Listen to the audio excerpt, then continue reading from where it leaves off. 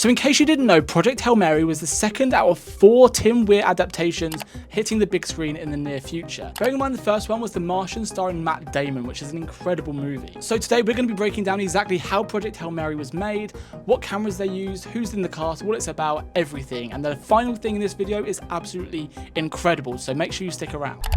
I'm Grace. I'm gonna call you Rocky.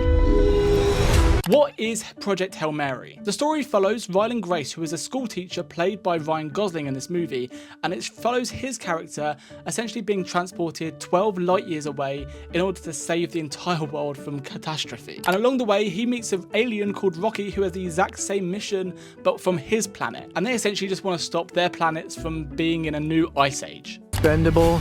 It's almost like you don't care if I die. Hold on, you have to talk about it?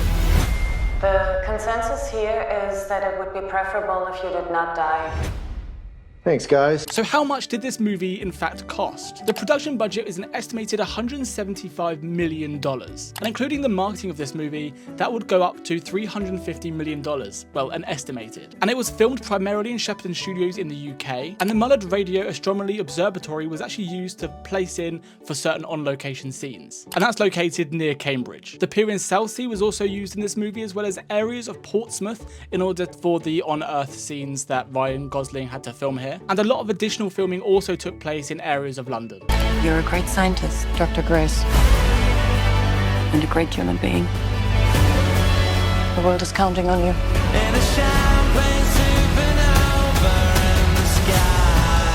But the thing that this film does that a lot of films don't do is change the aspect ratio of the movie. For Earth scenes, you know, where we're actually basing the story on Earth, the aspect ratio will remain at 3:39. And when we're in space, it expands to 1:43 widescreen IMAX, which is absolutely incredible and will absolutely show the space scenes as vast and massive as they need to be. The cinematographer Greg Fraser, who is known for projects such as Dune, as well as The Batman, shot the entire film digitally using ARRI digital large format cameras. These cameras had large sensors suitable for high resolution and low formats.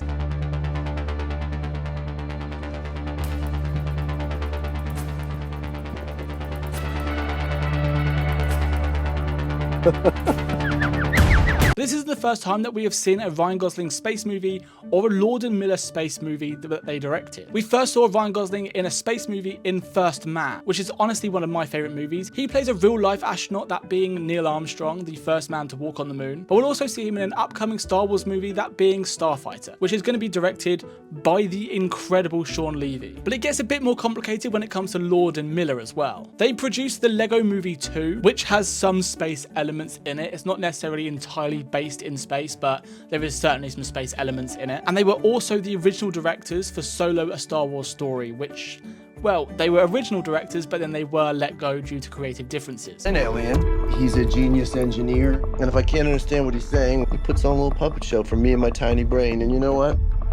I don't mind it. But the thing that I love most about this upcoming movie is how they used practical effects rather than CGI. And yes, I know it's a space movie, they did not film in space, I can pretty much guarantee that. But instead of using a fully CGI Rocky, which is the alien that Ryan Gosling befriends in mid-space, they decided to use a puppet so that there was a real-life thing on set, so that Ryan Gosling could actually play along with the character. It makes it a much better performance and much easier for the actor to be able to perform next to an actual scene partner rather than a tennis ball. Rocky was constructed by the same guy who is behind some of the most iconic puppets in cinematic history, things like Jurassic World, Star Wars, and the upcoming Narnia reboot. His name is Neil Scanlan, and I'm pretty sure I butchered that name, but I apologise. And James Ortiz actually plays him in the movie, and I yet again apologise for butchering that name, I'm sure. He provides the voice, but is also the lead puppeteer of the actual puppet, as well as many other puppeteers who helped control everything from his legs, his head, everything. But instead of calling them puppeteers, on set they called them Rocketeers because,